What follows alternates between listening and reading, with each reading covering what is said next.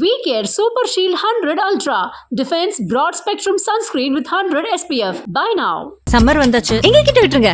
நாங்க பாத்துக்கிறோம். GT Holidays, South India's #1 travel brand. ரகங்கள் பலவிதம், ஒவ்வொன்றும் உலகத்தரம். தமிழக உற்பத்தியில் உங்கள் அனுஜ் ஸ்டைல்ஸ்.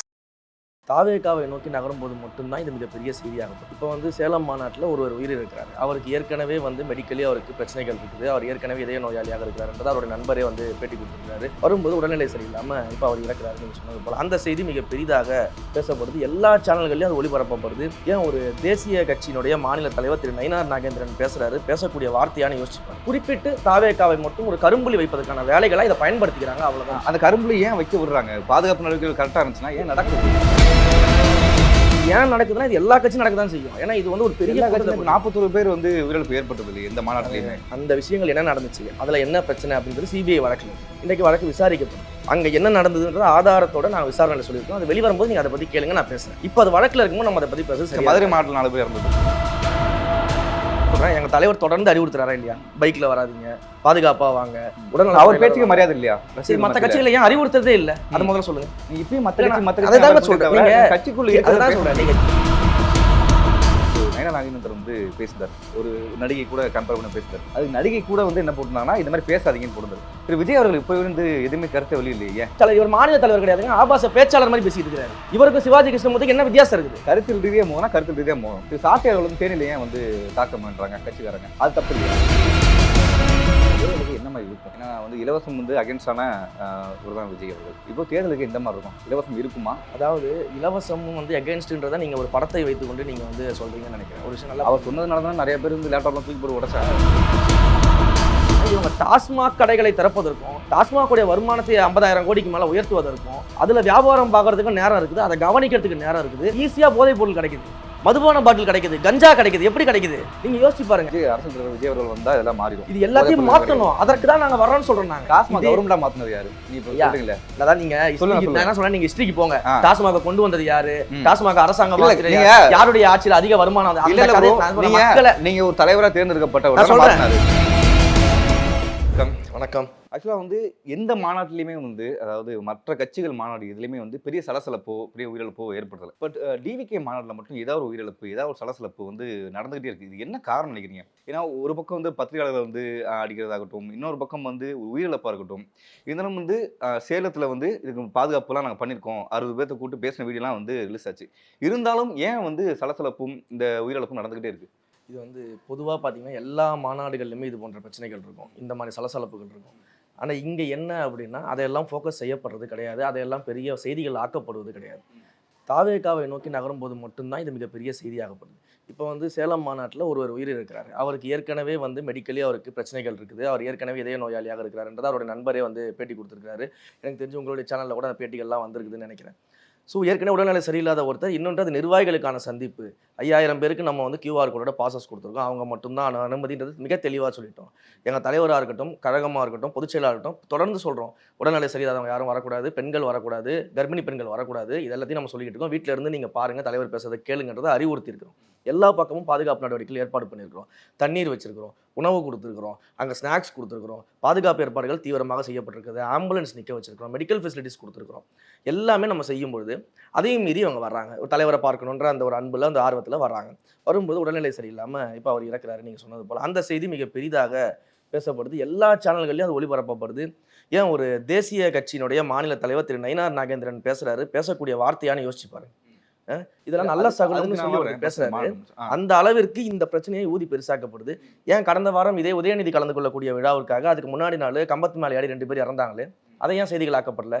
அது ஏன் விவாதத்துக்கு உட்படுத்தப்படலை? அது ஏன் எந்த கட்சியோட தலைவர்களும் அதை ஏன் பேசலை? ஏன் இதை மட்டும் பேசுறீங்க அப்படின்னா, திட்டமிட்டு இது பேச வைக்கப்படுகிறது. திட்டமிட்டு இதை வைத்துக்கொண்டு இந்த கட்சியை ஒரு சிறுமைப்படுத்திடலாம், இந்த கட்சியை ஒரு லோ லெவல்லே வச்சிடலாம் அப்படின்ற ஒரு எண்ணத்தில் செய்யப்படக்கூடிய வேலைகள் தான் இது. எல்லா கட்சிகளையும் நடக்குது. இன்றைக்கு நம்ம இதில் உதயநிதி அவர்கள் கலந்து கொண்ட ஒரு விழா, ஒரு மாநாடு ஒன்று நடந்துச்சு சமீபத்தில்.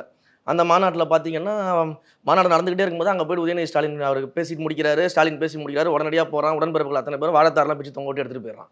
அங்கே இருக்க கரும்பெல்லாம் கட்டிட்டு ஓடி போயிடறான். அப்போ இதுவே இது தாவேகால நடந்திருந்தா இதை வச்சு நீங்கள் டிபேட்டே பண்ணியிருப்பாங்க.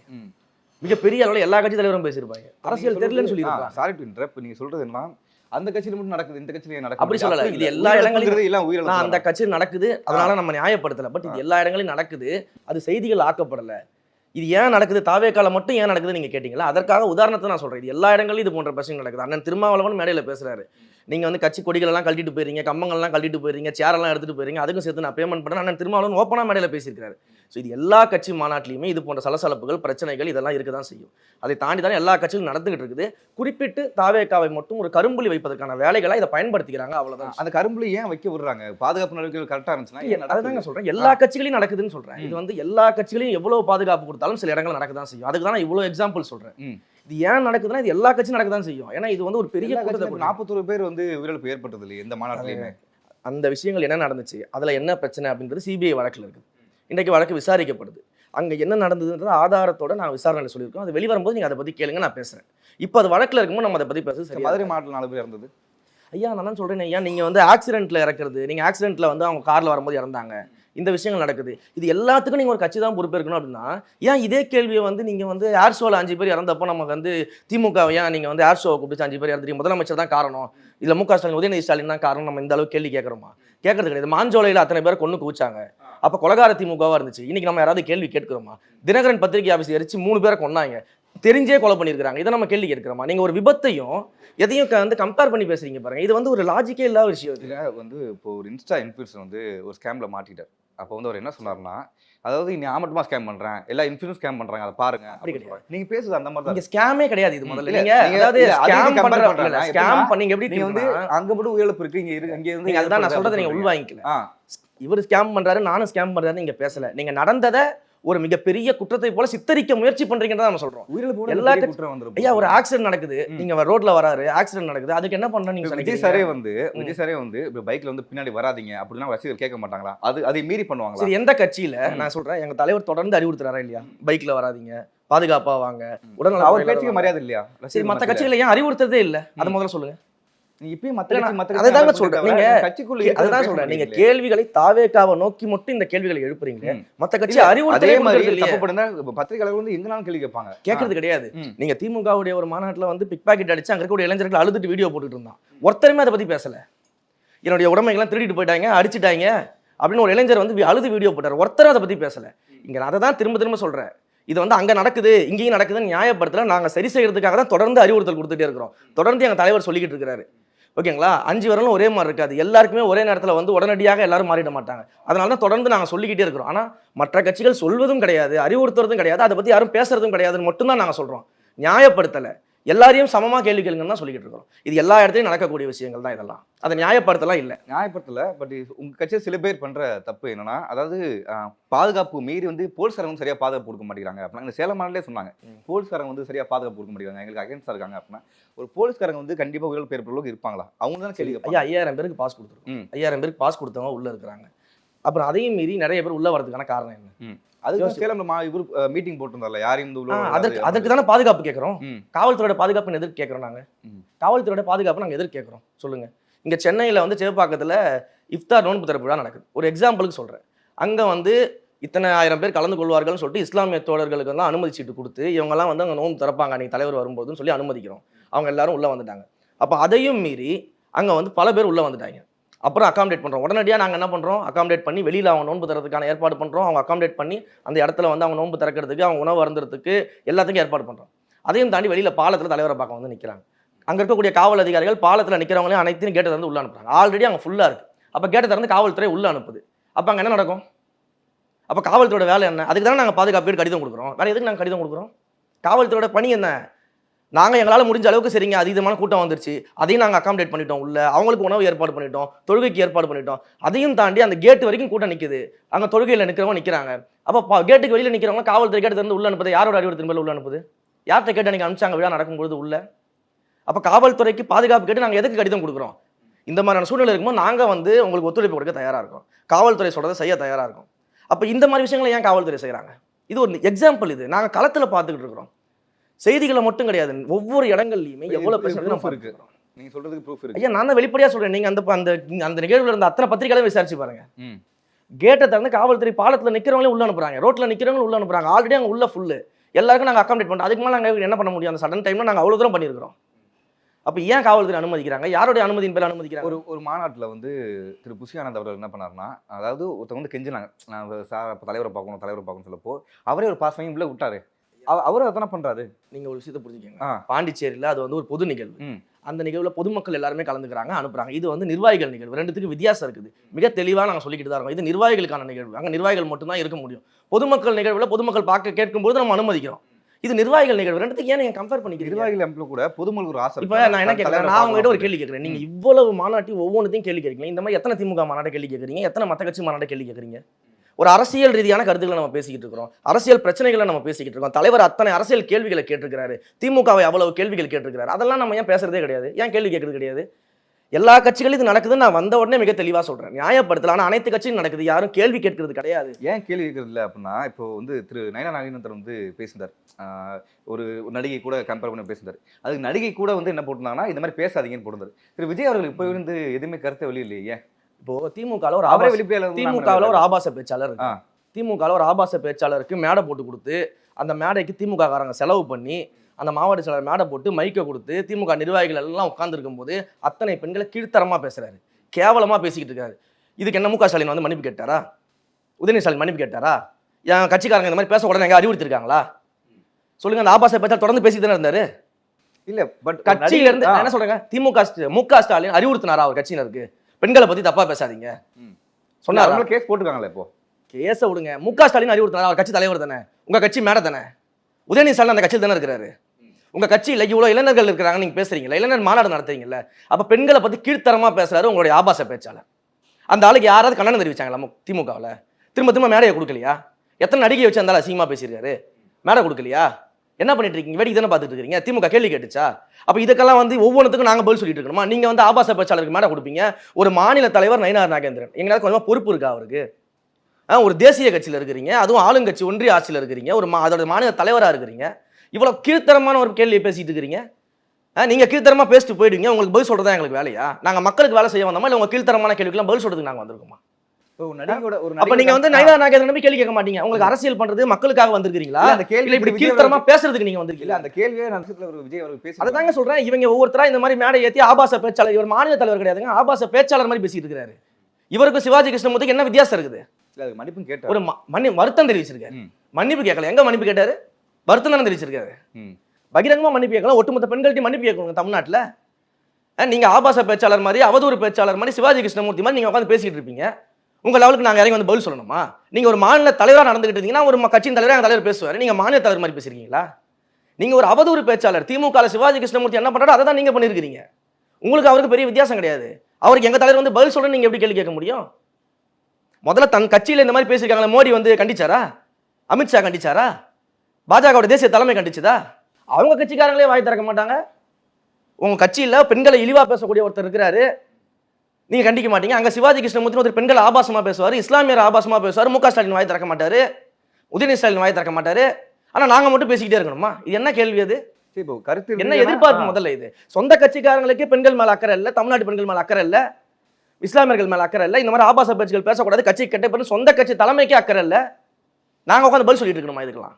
கருத்தில் ரீதியாக மோதனா கருத்தில் ரீதியாக மோதும். திரு சாட்டை அவர்கள் வந்து தேனியில் ஏன் வந்து தாக்கம் பண்றாங்க கட்சிக்காரங்க? அது தப்பு இல்லையா? தேனியில் என்ன தாக்குதல் நடந்துச்சு? அந்த கார் வீடியோ நீங்க பார்க்கவே இல்லையா? வீடியோ அந்த மாதிரிலாம் அங்க ஒன்றும் நடக்கலைங்க. அவங்க நீங்க வந்து காரை தட்டுற வீடியோ நீங்க பார்க்கவே சொல்றீங்க. அந்த கட்சியினரை பத்தி பேசுறதே டைம் வேஸ்ட். நாங்க பல்வேறு இடங்களை நாங்க பார்த்துக்கிட்டு இருக்கிறோம். நாங்க எத்தனையோ விவாத மேடைகளை கலந்துக்கிறோம். விவாத மேடைகளில் நானும் அவருமே கலந்துக்கிட்டு இருக்கோம். நீங்க சொல்லக்கூடிய நபரோட கலந்துருக்கிறேன். அந்த விவாத மேடை முடிஞ்சுட்டு அவங்க யூடியூப்ல போட்ட வீடியோ நீங்க போய் பார்த்துருக்கீங்களா?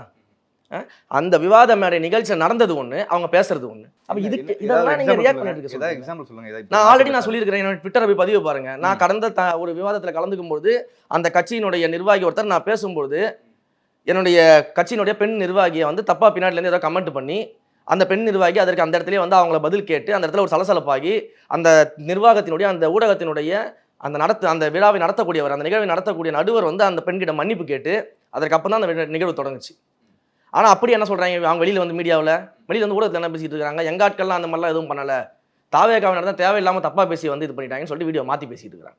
அப்போ இதுக்கெல்லாம் உட்காந்துட்டு நம்ம பதில் நீங்கள் அரசியல் ரீதியான கேள்விகளுக்கு வாங்க, கருத்தியல் ரீதியான கேள்விகளுக்கு வாங்க, மக்கள் பிரச்சனையே பேசுங்க, நாங்கள் பேச தயார், எதிர்த்து நின்று களமாட தயார். இதெல்லாம் இவங்க போய் புரட்டு பண்ணிக்கிட்டு இருப்பாங்க, உட்காந்து விளம்பரத்துக்காக ஏதாவது ஒன்று பண்ணிட்டு இருப்பாங்க. விளம்பரத்துலாம் நம்ம பதில் சொல்லிட்டு இருக்க முடியாது. நாங்கள் அதுக்காக எங்கள் தலைவர் எங்களை போஸ்டிங் கொடுத்து நீ மாநில ஒருங்கிணைப்பாளராக போய் மீடியாவை சந்திங்க, போய் பிரச்சாரம் பண்ண அனுப்பி வைக்கல.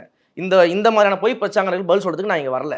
மக்கள் பிரச்சனையை பேசுவோம், மக்களுக்காக பேசுவோம் வாங்க. பட் டிவி கட்சிக்குள்ளேயே ஒரு ஒற்றுமை இல்லாம இருக்கும். நாங்கள் எல்லாரும் ஒற்றுமையோட இருக்குங்க. நாங்கள் நிறைய பேர் வந்து ஒற்றுமையோட வந்து ஒரு 2 மாசம் முன்னாடி ஒரு நியூஸ் வந்து ஃபேமஸ் ஆச்சு. என்னன்னா ரீல்ஸ் பண்றவங்க கோமலத்தனமா பண்றவங்க வந்து பொறுப்பு கொடுக்குறாங்க அப்படின்னு சொல்லி உங்க கட்சி வெளியில ஒருத்தரை நான் பார்த்தேன். அவர் வந்து என்ன சொல்றாருன்னா கலாட்டா மீடியா பத்தி தப்பா சொல்றாரு, அவங்க ஒரு சார்பா வந்து இது பண்றாங்கன்னு சொல்றாரு. அவர் பேசின வீடியோ என்கிட்ட இருக்கு, நான் சொன்னா நீங்க அதுக்கு பதில் சொல்லுன்னு சொன்னா உங்களுக்கு எப்படி இருக்கும்? அப்ப யாருன்னே தெரியாத ஒருத்தர், முகம் தெரியாத ஒருத்தர், பேர் தெரியாத ஒருத்தர் என்ன பயணம் பண்ணியிருக்காரு, எத்தனை வருஷம் இருந்தாரு, என்ன பணி செஞ்சிருக்காரு, அப்ப அவர் சொல்றதை வந்து நீங்க ஒரு கேள்வியா கேட்டா எப்படி? அது அரசியல்னு வந்துட்டு 1000 பேர் 1000 பேசுவாங்க, அது எப்படி ஒற்றுமை இல்லைன்னு சொல்ல முடியும்? இப்போ நான் என்ன ரீல்ஸ் போட்டு நீங்கள் பார்த்துட்டீங்க? நான் எத்தனை வருஷம் வேலை பார்த்துருக்கேன்னு தெரியுமா? நான் 2016 மக்கள் இயக்கத்தில் இணைஞ்சேன். ஒரு வார்டு தலைவராக நான் வேலை பார்த்துருக்கேன். நகர வந்து இளைஞரணி தலைவராக வேலை பார்த்துருக்கிறேன். மாவட்ட பேச்சாளராக இருந்திருக்கேன். மக்கள் இயக்கத்தில் இருக்கும்போதே மக்கள் இயக்க மேடைகளில் நான் பேசியிருக்கிறேன். அப்போ தலைவர் சினிமா படத்தில் நடக்கும்போது நான் பல்வேறு விவாதங்களை கலந்துருக்கிறேன். இன்றைக்கு கட்சியில் நான் வந்து முதல்ல வந்து என்னை இணை செய்தி தொடர்பாளராக போட்டிருந்தாங்க. இணை செய்தி தொடர்பாளராக நான் 1.5 வருஷம் பணியாற்றி இருக்கிறேன். இன்றைக்கு என்னுடைய பணியை பார்த்து என் தலைவர் மாநில ஒருங்கிணைப்பாளராக எனக்கு அமர வச்சிருக்காரு. இது என்ன ரீல்ஸ் பார்த்து பொறுப்பு கொடுத்துட்டாங்க? ஏன்னா பணம் பார்த்து என்ன பொறுப்பு கொடுத்துருக்காங்க. ஆனால் நான் ஒரு சாதாரண ஏழை குடும்பத்தில் பிறந்தவன், நடுத்தர குடும்பத்தில் அரசு பள்ளியில் படிச்சுட்டு வந்த மாணவன். நான் என்னுடைய திறமையை பார்த்து எனக்கு பண்ணி கொடுத்துருக்காரு. என்னை வந்து இந்த இடத்துல உட்கார வச்சு தமிழ்நாடு முழுக்க தெரிய வச்சிருக்காரு. அப்போ நீங்கள் வந்து என்னை போன்ற முக்கியமான நபர்கள் நீங்கள் போய் பேட்டி எடுத்தீங்கன்னா தெரியும். கட்சியில் இருக்க முக்கிய நிர்வாகிகள் இன்னைக்கு 120க்கும் மேற்பட்ட மாவட்ட செயலாளர்கள் போட்டிருக்கிறாங்க. மாவட்டங்களுக்கு எல்லா மாவட்ட செயலாளரும் மக்கள் இயக்கமாக இருக்கும்போது 20 வருஷம் 30 வருஷம் தலைவர் கூட வேலை பார்த்தவங்க. அந்த மாவட்டத்திற்கு அவங்க மாவட்ட செயலாளராக வருவாங்கன்னு தெரியாது. கட்சி ஆரம்பிப்போனா அவங்களுக்கு தெரியாது. கட்சி ஆரம்பித்து இப்படி ஒரு பொறுப்புக்கு நம்ம வருவோம்னா அவங்களுக்கு தெரியாது. இதெல்லாம் தெரியாத காலகட்டத்தில் 30 வருஷமாக வேலை பார்த்தவங்க. 30 வருஷம் வேலை பார்த்தா நீ மாவட்ட செயலராக இருக்கிறாங்க. அப்போ எப்படி நீங்கள் இதெல்லாம் ஒரு விமர்சனமாக நம்ம எடுத்து முடியும்? யாரோ ஒருத்தர் பேசுவாங்க. சோசியல் மீடியாவும் சரி வந்து நிறைய அரசு கட்சிகள் என்ன சொல்கிறாங்கன்னா தற்கூரிங்கிற வேர்டு தான் அதிகமாக யூஸ் பண்ணுறாங்க. அதுக்கு நீங்கள் உங்கள் ஆன்சர் என்ன? நீங்கள் பதில் சொல்லி தான் ஆகணும். ஏன்னா வந்து உங்கள் மேலே ஒரு வைக்க அது எங்கள் தலைவரே பதில் சொல்லிட்டார்ல.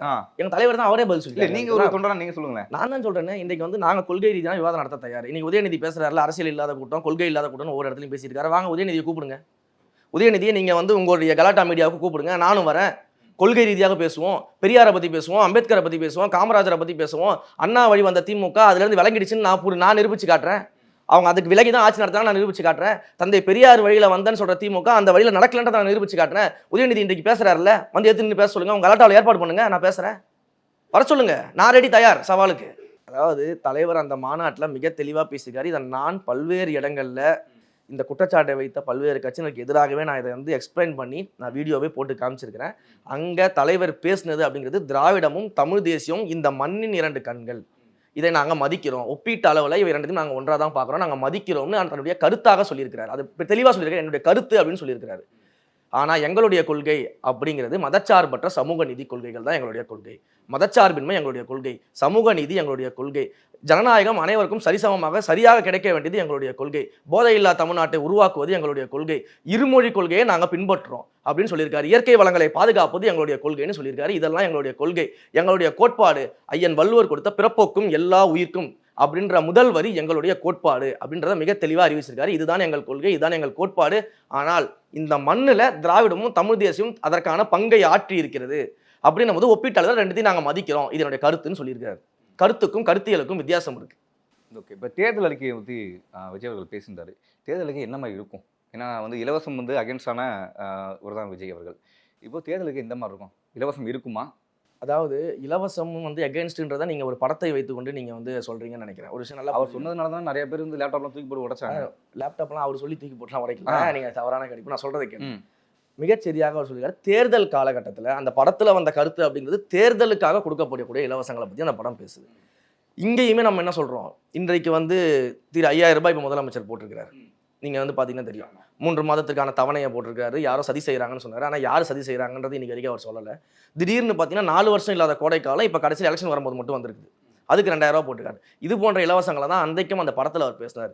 நம்முடைய தேர்தல் அறிக்கையை பொறுத்த வரைக்கும் மிகச்சரியாக தெளிவாக பல இடத்துல தலைவர் சொல்லிட்டார். என்ன சொல்லியிருக்காரு, நடைமுறைக்கு சாத்தியம் இல்லாத எந்த விதமான வாக்குறுதி நான் கொடுக்க மாட்டோம் அப்படிங்கிறதுல அவர் முதல் தெளிவாக இருக்காரு. அதை மக்களிடமே சொல்லிட்டார். மக்களுக்கு அடிப்படை வசதிகள், அடிப்படை தேவைகள், அவர்களுடைய வாழ்வாதாரத்தை முன்னேற்றுவதற்கு என்னென்ன செய்ய முடியுமோ அது அத்தனையும் எங்களுடைய தேர்தல் அறிக்கையில் இருக்கும். மக்களை வந்து வாக்குறுதி கொடுத்து ஏமாற்றக்கூடிய வகையில் அந்த தேர்தல் அறிக்கை இருக்காதுன்னு சொல்லிட்டாரு.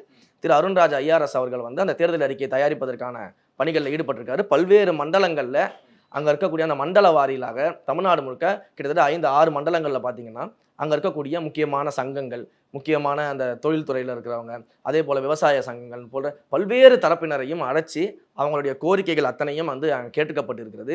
அதே மாதிரி ஒவ்வொரு மண்டலங்களில் இருக்கக்கூடிய பிரச்சனைகள், மக்கள் பிரச்சனைகள் என்ன, நீண்டகால பிரச்சனைகள் என்ன, இப்போ சமீபத்து கால பிரச்சனைகள் என்ன, தீர்க்கப்படாமல் இருக்கக்கூடிய பிரச்சனைகள் என்ன, இது எல்லாமே கேட்டு அறிஞ்சு ஒட்டுமொத்தமாக அது எல்லாத்தையும் வைத்து தேர்தல் அறிக்கை தயாரிக்கக்கூடிய வேலையெல்லாம் நடந்துகிட்டு இருக்குது.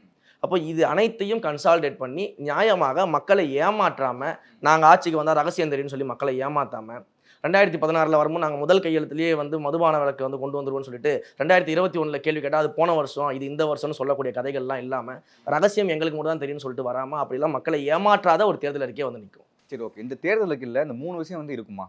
நீட் தேர்வு ரத்து செய்யப்படும், மதுபான விலக்கு வந்து நாங்கள் கொடுப்போம், அண்ட் வந்து இலவசம் கிடையாதுங்கிற தேர்தல் இருக்குமா? தேர்தல் அறிக்கையை வந்து தலைவர் வெளியிடும் போது நீங்கள் அதை பாருங்கள். அதை வந்து கலாட்டாவுக்கு நான் எக்ஸ்க்ளூசிவாக சொல்ல முடியாது. அதை தலைவர் வெளியிடும் போது அந்த தேர்தல் இல்லை, ஒரு கணிப்பு, உங்களுக்கு கணிப்பு இருக்கும், இதெல்லாம் இருக்குமா? பல்வேறு கணிப்புகள் இருக்கும், எல்லாருக்குமே கணிப்புகள் இருக்கும். இப்போ நீங்கள் உங்களுக்கு ஒரு ஆசைகள் இருக்கும், இந்த 3 பாயிண்ட் சொல்லுவீங்க, அண்ணனுக்கு ஒரு ஆசை இருக்கும், அவர் ஒரு 3 பாயிண்ட் சொல்லுவார், மக்களுக்கு சில ஆசைகள் இருக்கும். அதனால தான் மண்டல வாரியாக கருத்து கேட்டுட்டு இருக்கோம். அப்போ அந்த கருத்துக்கள்லாம் கேட்டு எதெல்லாம் சாத்தியமாக செய்ய முடியுமோ அதை தான் நாங்கள் தேர்தல் வாக்குறுதியில் சொல்லுவோம், அது நடக்கும். இல்லை, தமிழ்நாட்டில் வேறு என்னெல்லாம் மாற்றணும்னு ஆசைப்படுறீங்க ஒரு டிவிகே கட்சி? தமிழ்நாட்டுடைய அடிப்படையே முதல்ல மாற்ற வேண்டியது இருக்குது. அதுதான் நம்ம சொல்கிறோம். இன்றைக்கு வந்து ஒரு ஊழல்வாத அரசாங்கம் நடந்துகிட்டு இருக்குது. 1977 புரட்சித் தலைவர் எம்ஜிஆர் வந்து ஒரு மிகப்பெரிய குற்றச்சாட்டை வைக்கிறார். இந்த திமுக அப்படிங்கிறது ஒரு ஊழல் கட்சின்னு சொல்லி குற்றச்சாட்டு வச்சார். அன்றைக்கு அதை எதிர்த்து அவர் வந்து கட்சி ஆரம்பிக்கிறார். மக்கள் இதை ஆதரிச்சாங்க. அந்த ஊழலுக்கு எதிரான மனநிலையில் மக்கள் இருந்தாங்க. அப்போ இன்றைக்கும் அந்த ஊழல் வந்து நடந்துகிட்டு இருக்குது. அப்போ மிகப்பெரிய அளவில் இன்றைக்கு 16 அமைச்சர்களுக்கு மேலே வந்து இன்றைக்கு ஊழல் வழக்குகள் நடந்துகிட்டு இருக்குது. எத்தனையோ கடிதங்கள், இப்போ KN நேரு அவர்கள் மேலே ED தொடர்ந்து கடிதம் எழுதிக்கிட்டு இருக்குது. இப்படி அமைச்சர்கள் மேலே வந்து ஊழல் பத்திரிகைகள் வாசிக்கப்படுது. இவ்வளவு தூரம் நடந்துகிட்டு இருக்கும்போது அந்த ஊழல் இன்றைக்கும் வந்து மலிந்த நிலையில் தமிழ்நாட்டில் இருக்குது. அப்போ வந்து எல்லா இடங்களையும் ஊழல் பெருகி இருக்கும்போது முதல்ல இந்த அடிப்படையே மாற்ற வேண்டியது இருக்குது. ஊழலை வந்து நீங்கள் அதுக்குன்னு ஒரே நாளில் ஒரே கையெழுத்தில் நீக்கிட முடியுமா அப்படின்னா அதை படிப்படியாக ஃபாலோ பண்ணக்கூடிய ஒரு மெக்கானிசமாக இருக்கணும். அதை படிப்படியாக நடைமுறைப்படுத்தக்கூடிய வேலைகள் இருக்குது. அதற்கான சிஸ்டம் வந்து கிரியேட் பண்ணக்கூடிய வேலைகள் இருக்குது. அப்போ அடிப்படை அங்கே மாற்ற வேண்டியது இருக்கிறது. கல்வி, அடிப்படையான உணவு, உடை, இருப்பிடம், மருத்துவம், இது எல்லாமே இன்னும் தரமாக கிடைக்க வேண்டிய ஒரு சூழ்நிலை இருக்குது. இப்போ சமீபத்தில் நீங்கள் வந்து ஒரு மாநிலத்தில் ஒரு அரசு மருத்துவமனையில் பார்த்தீங்கன்னா குழந்தைய கடத்திட்டு போயிட்டாங்க. ஊசி போடுறேன்னு சொல்லி ஆசை வார்த்தை காமிச்சு குழந்தைய அரசு மருத்துவமனையிலேருந்து கடத்திட்டு போயிட்டாங்க. அரசாங்கம் வேடிக்கை பார்த்துக்கிட்டு இருக்குது. நீங்கள் சமீபத்தில் எடுத்து பாருங்க. சரி, சமீபத்தில் திருச்சியில் அரசு பொது மருத்துவமனையில் 3 நாட்களான குழந்தை, அந்த குழந்தைய வந்து ஆசை வார்த்தை காட்டி இன்ஜெக்ஷன் போடுறோன்னு உள்ள ஒரு ஆள் வந்து தூக்கிட்டு போய் கடத்திருக்கிறாங்க. இது நடந்திருக்குது. இதை வந்து நம்முடைய தலைவர் அவர்கள் போட்டிருக்கிறாங்க. இது வந்து அஃபிஷியலாக நம்ம வந்து இதை பண்ணியிருக்கிறோம். இந்த செய்தி இன்னும் வந்து வெளியில் ஏன் போகலை? நம்ம அதை ஃப்ளாக் பண்ணியிருக்கிறோம். எங்கள் தலைவர் பேசியிருக்காரு. அதுக்கப்புறம் இது பேசு பொருளாக இருக்கிறது. இதை பற்றி அரசாங்கம் கண்டுக்கல. அப்போது ஒரு அடிப்படை அரசு மருத்துவமனையில் ஒரு குழந்தை கடத்தப்படுதுன்னா அந்த அளவுக்கு தான் இன்றைக்கு ஆட்சி அதிகாரத்தில் இருக்கவங்க வந்து தமிழ்நாட்டை பார்த்துக்கிட்டு இருக்கிறாங்க. திருநெல்வேலியில் அடுத்தது எடுத்து பாருங்கள். திருநெல்வேலி அரசு நடுநிலைப் பள்ளியில் அங்கே தேர்தலுக்காக அந்த பள்ளியை தயார்படுத்தக்கூடிய வேலைகளில் ஈடுபடும் பொழுது அங்கே வந்து துப்பாக்கியோட தோட்டா கிடைச்சிருக்கு. அப்போ ஒரு அரசு நடுநிலைப் பள்ளியில் துப்பாக்கியோட தோட்டா கிடைக்குது. அப்போ பள்ளியோட நிலைமை எந்த அளவுக்கு இருக்குன்னு பாருங்கள் தமிழ்நாட்டில். அப்போ கல்வி கூடங்கள் என்னவா இருக்குது, மருத்துவ கூடங்கள் என்னவா இருக்குது? இவங்க டாஸ்மாக் கடைகளை திறப்பதற்கும் டாஸ்மாகுடைய வருமானத்தை 50,000 கோடிக்கு மேலே உயர்த்துவதற்கும் அதில் வியாபாரம் பார்க்கறதுக்கும் நேரம் இருக்குது, அதை கவனிக்கிறதுக்கு நேரம் இருக்குது. பட் மற்ற மாநிலத்தை விட நம்ம தமிழ்நாடு வந்து கல்வியில் சிறந்தானே விளங்குது. ஐயா, முதல்ல நீங்கள் இன்ஃப்ராஸ்ட்ரக்சரை பாருங்கள். இன்றைக்கு பள்ளிகளில் போதைப் பொருள் கிடைக்குது ஐயா. இன்னைக்கு பள்ளி மாணவர்கள் கையில், சிறுவர்கள் கையில் ஈஸியாக போதைப் பொருள் கிடைக்குது, மதுபான பாட்டில் கிடைக்குது, கஞ்சா கிடைக்குது. எப்படி கிடைக்குது? நீங்க யோசிச்சு பாருங்க. அரசியல் தலைவர் விஜய் அவர்கள் வந்தா இதெல்லாம் மாறிடும். இது எல்லாத்தையும் மாற்றணும். அதற்கு தான் நாங்க வர்றோம்னு சொல்றோம். நாங்க நீங்க மக்கள் மேல கவலை இல்லாத ஒரு ஆட்சி நடக்குது. நான் ஒரு சின்ன எக்ஸாம்பிள் கேட்கறேன். இன்றைக்கு முதலமைச்சர் வீடியோ போட்டார், எல்லாருக்கும் தெரியும்ல. நீங்க அந்த வீடியோ எடுத்து பாருங்க. போதைப் பொருட்கள் பயன்படுத்துவது தவறு, போதைகளுக்கெல்லாம் அடிமையாகக்கூடாது அப்படின்னு முதலமைச்சர் வீடியோ போட்டாரா இல்லையா? ஏன் மதுபான கடையில் அவரால் மூட முடியல? அட்லீஸ்ட் படிப்படியாக நேரத்தை கூட ஏன் குறைக்க முடியல? நீங்கள் வந்து ஒரே கையில் குறைக்க முடியாதுன்னு சொல்லலாம், ப்ராக்டிக்கலாக பாசிபிள் இல்லைன்னு சொல்லலாம், சரி அக்செப்ட் பண்ணுறோம், ஓகேவா? ஆனால் ஏன் படிப்படியாக கூட அதை குறைப்பதுக்கான நடவடிக்கை ஏன் இருக்குல்ல? ஏன் வியாபாரத்தை குறைக்க முடியல? ஏன் நேரத்தை குறைக்க முடியல? 50,000 கோடிங்க 4 வருஷத்தில் 50,000 கோடி எட்டுருச்சு. அடுத்து 60,000 கோடிக்கு டார்கெட் வச்சு போயிட்டு இருக்காங்க. அப்போ வியாபாரத்தை கூட குறைக்க முடியலன்னா நீங்கள் வந்து வீடியோ மட்டும் போட்டு மாணவர்கள் யாரும் வந்து போதைப் பொருளுக்கு அடிமையாகக்கூடாது, மதுபானத்துக்கு அடிமையாகக்கூடாது, வீடியோ மட்டும் போட்டால் நீங்கள் அப்பாவாயிடுவீங்களா? சரி, ஓகே. இப்போ இன்னொரு விஷயத்தை நான் கேட்குறேன். கவர்மெண்டாக மாற்றினது யாரு? நீ இப்ப ஐயா, சொல்றீங்களே. அதான் நீங்க சொல்லுங்க, history- நான் என்ன சொல்றேன், நீங்க ஹிஸ்டரிக்கு போங்க. ஆ. டாஸ்மாக கொண்டு வந்தது யாரு? ம். டாஸ்மாக அரசாங்கம் இல்ல, வாங்குறது நீங்க- யாருடைய ஆட்சியில அதிக வருமானம் வந்து இல்ல, அந்த இல்ல கதை bro, நான் சொல்றேன், நீங்க- மக்களை நீங்க ஒரு தலைவரா தேர்ந்தெடுக்கப்பட்ட நான் உடனே சொல்றேன் மாத்தினாரு. நான் சொல்றேன் ஆ. நீங்க இந்த ஹிஸ்டரி எல்லாம் எங்களுக்கு தெரியும். ம். நான் என்ன சொல்றேன் அப்படின்னா, இன்றைக்கு ஆட்சி அதிகாரத்துல இருக்கிறீங்கல்ல, ம். இன்றைக்கு ஆட்சி அதிகாரத்துல இருக்கீங்கல்ல, இன்னைக்கு நிகழ்காலத்துக்கு வாங்க. ஹிஸ்டரியை பேசுறதுனால இங்க மக்களுக்கு வந்து எல்லாம் நல்லது நடந்துராது. ஹிஸ்டரியை மட்டுமே பேசிக்கிட்டு இருந்தா வேலைக்கு எனக்கு ஒண்ணு புரியல. அதிகாரத்தை கையில வச்சிருக்கும் போது அவரை மாதிரி நான் வந்து ஆகணும் அப்படின்னு நினைக்கிறவரும் அவர் தான் ஆரம்பிச்சாருங்கிறப்ப இருக்கிறது என்ன? ஐயா, நான் என்ன சொல்றேன்னா, எல்லா கட்சி தலைவர்கள்கிட்டயும் நீங்க அதுவும் இறந்து நம்முடைய மாநிலத்துக்காக உழைத்தவர்கள் அவங்க மறைஞ்சிட்டாங்க. அவங்க கிட்ட நல்லது இருக்கும், அல்லது இருக்கும். நாங்க அந்த நல்லதை மட்டும் எடுத்துப்போம், அல்லதை நாங்க விட்டுருவோம். அது எங்களுக்கு தெரியும். எதை மக்கள்கிட்ட கொண்டு போகணும், எதை மக்களுக்காக செய்யணுன்றது எங்களுக்கு தெரியும். ஐயா, கலைஞர் மேல 1000 விமர்சனங்கள் இருக்கலாம், இருந்தாலும் அவர் செய்த நல்ல விஷயங்கள் நாங்க மதிக்கிறோம். நல்ல அது நாங்கள் எல்லா இடத்துலையும் நம்ம சொல்லிட்டு தான் இருக்கிறோம். நம்ம வந்து எல்லா இடத்துலையும் ஒட்டுமொத்தமாக புறக்கணிக்கல யாரையுமே. அப்போ எல்லாருக்கிட்ட இருக்கிற நல்லதை நாங்கள் எடுத்துக்கிறோம், அல்லதை நாங்கள் விட்டுட்டு போகிறோம். நீங்கள் இன்றைக்கு வாங்க, ஆட்சி அதிகாரத்தில் இருக்கிறீங்க ஐயா. ஆட்சி அதிகாரத்தில் இருக்கும்போது அதற்கான நடவடிக்கை ஏன் எடுக்கலன்னு கேட்குறோம். அவ்வளோதான், நாங்கள் சிம்பிளாக கேள்வி கேட்குறோம். இன்றைக்கி வந்து நீங்கள் போன ஆட்சியில் நடக்கும்போது நீங்கள் என்ன பண்ணீங்க? நீங்கள் வீட்டு வாசலில் கருப்பு கொடி பிடிச்சிங்களா இல்லையா? கொரோனா காலகட்டத்தில் எதுக்கு ஒயின் ஷாப்னு கருப்பு கொடி பிடிச்சிங்க? ஏன் நீங்கள் ஏன் குறைக்கலன்னு கேட்குறோம். சிம்பிளாக நாங்கள் அவ்வளோதான் கேட்குறோம். உங்களை நம்பி தானே ஓட்டு போட்டாங்க எல்லாருமே. அப்போ நீங்கள் அதுக்கான நடவடிக்கை ஏன் எடுக்கலன்னு நம்ம கேட்குறோம். சரி, இவ்வளோ விடுங்க. இன்னைக்கு கஞ்சா பொருள் புழக்கம் எவ்வளோ இருக்குது? தினசரி நியூஸ் பேப்பரில் கஞ்சா பிடிக்கப்படுது. பள்ளிகளில் கஞ்சா கிடைக்குது, கல்லூரிகளில் கஞ்சா கிடைக்குது. எத்தனையோ கல்லூரிகளை குறித்து இதே சென்னை செங்கல்பட்டில் எத்தனை கல்லூரிகள் பக்கத்தில் வந்திருக்கக்கூடிய ஹாஸ்டல்களில் ரைடு நடந்து கஞ்சா பிடிப்பட்டிருக்கு எனக்கு செய்தி காட்ட முடியும். அவ்வளோ செய்திகள் இருக்குது.